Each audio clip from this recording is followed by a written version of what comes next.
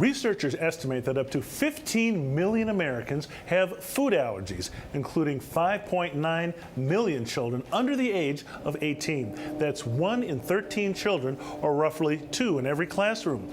Recently, Alberto Vasallo chatted with 2 individuals who offered to shed more light on this topic. Here is his conversation. Take it away, Alberto. For an infant or a small child with a life-threatening allergy, even the smallest amount of an allergen, like a peanut, could cause a life-threatening allergic reaction.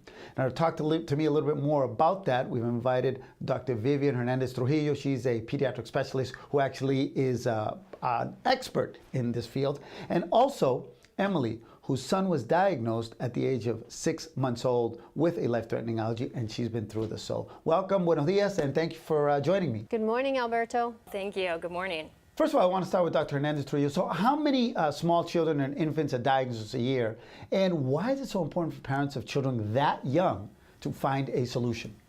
So there are increasing numbers of children with food allergy, and there's increasing number of emergency room visits in children 0 to 4 years of age. We know approximately 6 million children with food allergy between the ages of 0 to 17 live in the United States. And it's important because recent studies have shown that delaying introduction of solid foods such as peanut could actually increase the risk of developing the allergy. So the National Institutes of Health have released guidelines recommending earlier introduction as early as 4 to 6 months in certain infants, and that's something I recommend people actually speak with their pediatrician about to determine where your child, at what age your child should have the introduction of peanuts. Emily, could you just kind of take me through of how and when you learned your child had a life-threatening allergy?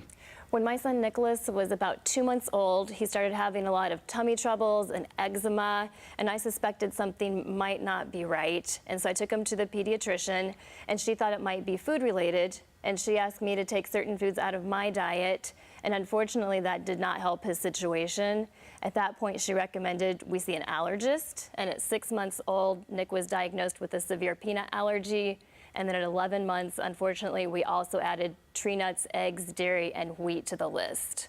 Dr. Hernandez-Trujillo, what specifically is AUVIQ, and how is it designed to treat infants? And I know there's a special weight, like a wheelhouse, right? Like from 16 to like 33 pounds? 16.5 to 33 pounds, and infants and toddlers with life-threatening food allergy. And epinephrine is the medication that is needed in the case of anaphylaxis or a potentially life-threatening food allergy.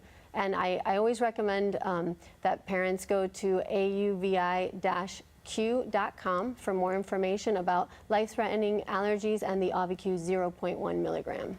Emily, how important is it for parents like yourself to have something specifically designed for younger kids or infants?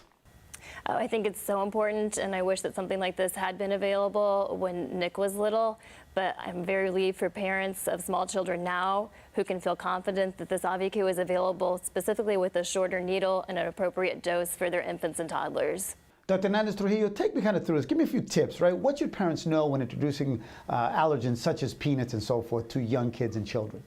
It's very important that the child be healthy. The child can't be sick, and I recommend that the parents be available. Someone needs to be able to be with the child for a good 2 hours after introduction. As a pediatrician also, I will tell you, I recommend, remember when we're introducing foods, that certain foods can have a choking risk. So when we're talking about peanuts, for example, it's not really the peanut itself, but it would be the puree or the smooth peanut butter to make sure that there's not a risk of choking. Thanks, Alberto. Well, that's it for this edition of Urban Update. I'm Byron Barnett. From all of us here, have a great Sunday, everyone.